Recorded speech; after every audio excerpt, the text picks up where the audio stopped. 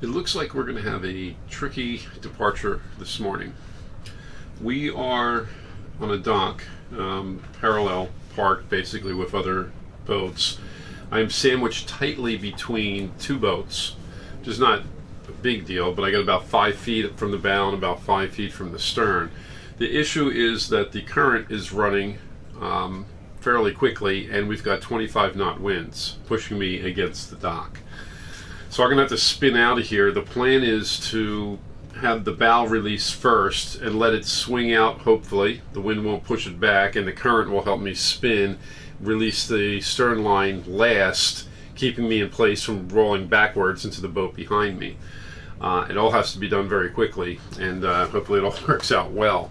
One of the things I usually do when I'm uncertain about the current, because sometimes it's difficult to tell with the wind blowing waves one way or another, we call it the cracker test. I throw a cracker into the water and I watch which way it goes. One look in your eyes and I find it. When you leave in my mind I rewind it. When you got it this good, you don't fight it. Ready? And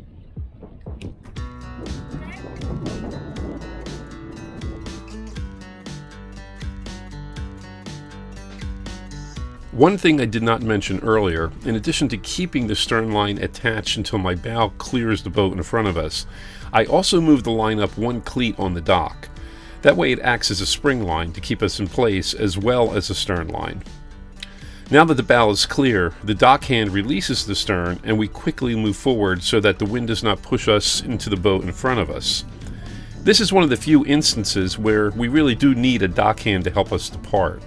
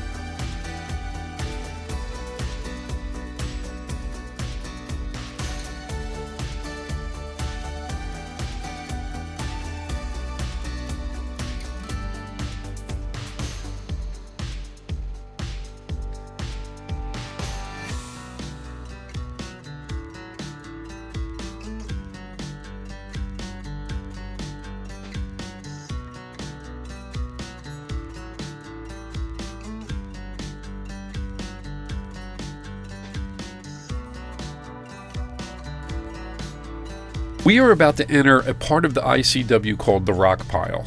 Many people consider it the most dangerous part. You need to keep towards the center at all times. Very large boats will signal ahead when they are entering so that you can stay clear. Unfortunately, we came across a search and rescue operation. Having lost my brother from a boating accident in a river, I can certainly sympathize with what they are going through.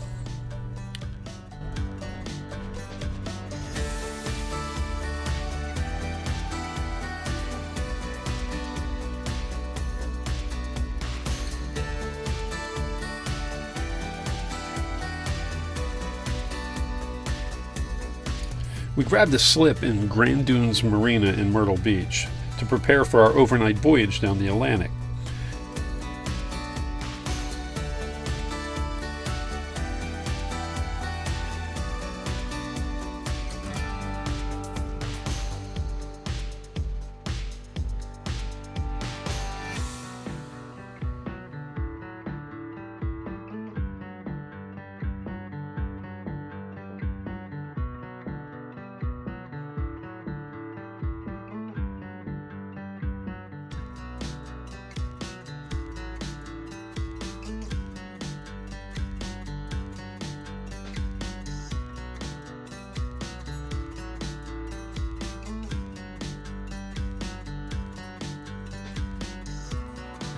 Once more, from the captain's point of view.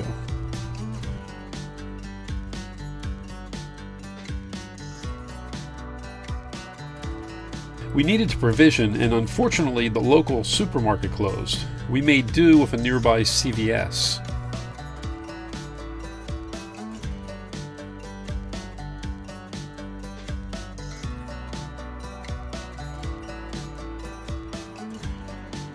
As usual, we made some new friends at the bar. They traveled in a beautiful Hatteras with a blue hull, quite unusual.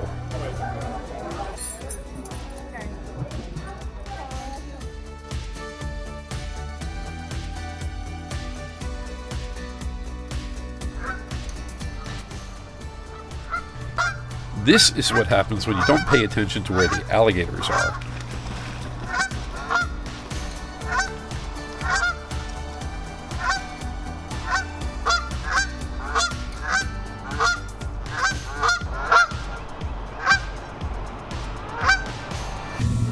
Okay? And you're going to tell her to release first, probably, or right around the same time. Okay? Here, let me throw you this so I can get on, but I'm going to pull this in first.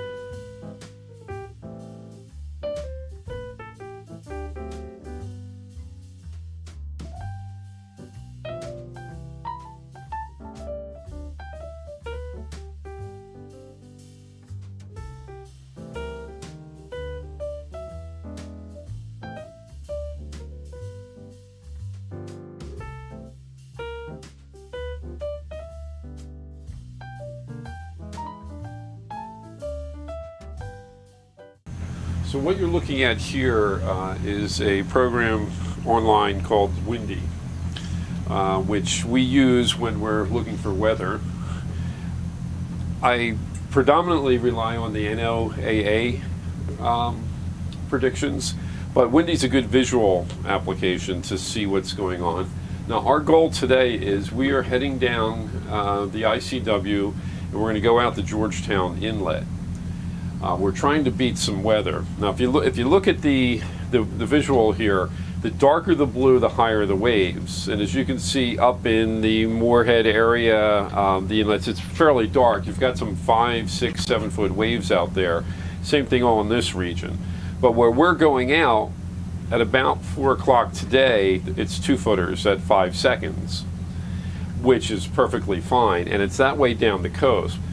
Now, if you notice, I can move the time on the bottom slider here, and as I get into tomorrow, you'll see that the blue starts heading down, and it starts getting higher the further over I go. Well, let's see if I can move this a little bit more, so that you can even see some bad weather is starting to head down. Now, the idea is that by tomorrow, we won't be here anymore. We should be down in Saint Augustine, where we're still getting 2 footers. So this is a nice visual way of seeing what's happening. So anyway, today's goal is we're going to go out Georgetown Inlet. We're going overnight. It's going to be about a 30-hour run, and we're going to try and keep ahead of that bad weather there and get ourselves in a nice, safe marina sometime late tomorrow afternoon.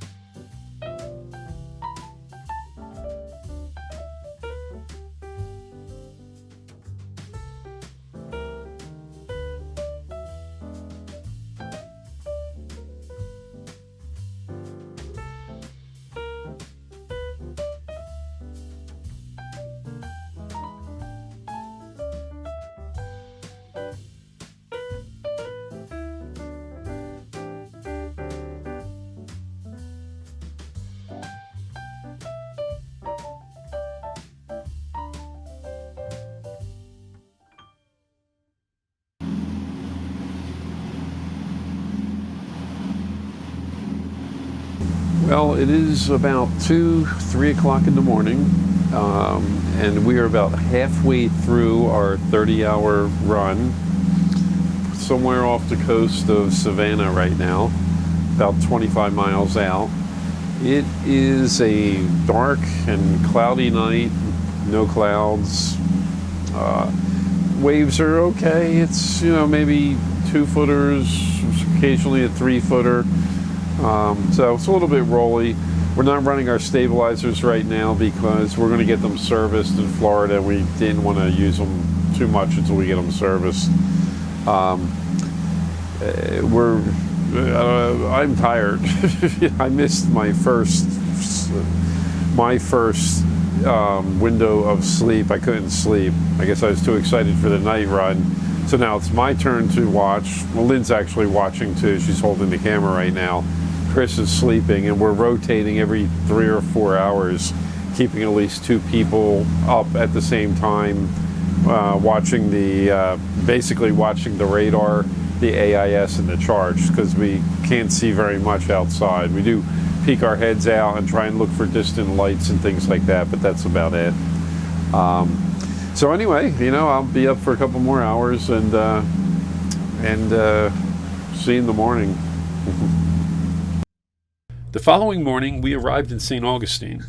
It is one of our favorite stops on our way south. It is a large inlet with shifting shoals, but we never have a problem there. The marina is right on the other side of Bridge of Lions. When we arrived at Saint Augustine Marina, they assigned me an inside slip.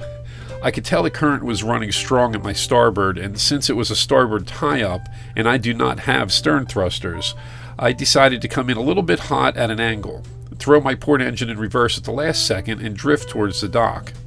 I've done this maneuver many times, but with a strong current, it requires the dockhands to grab my lines quickly and tie up so that I do not drift into the boat on my port side.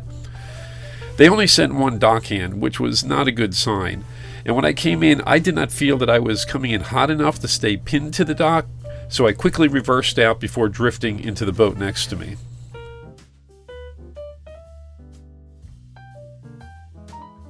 I planned on giving it another shot, but the marina changed its mind, probably because there was no pilings between me and the adjacent boat as a buffer, and they gave me a slip assignment that accommodated the current. They probably should have done that to begin with, and I sure did not mind.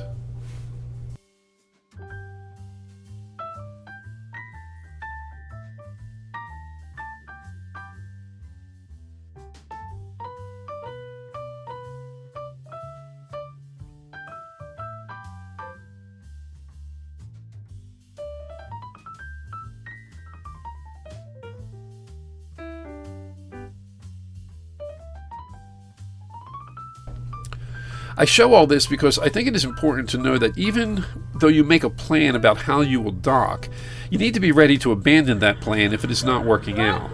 In this case, backing out quickly when I realized I could not get tied fast enough saved me from drifting into another boat. It reminds me of the last episode when I misjudged the current when docking at Southport. I found some more footage from the flybridge, showing how the current started taking my stern as I rounded a dock. So I decided to go with it, do a 180, and back into the dock. Fortunately, Lynn is always prepared for this and has lines and fenders on both sides of the boat whenever we dock.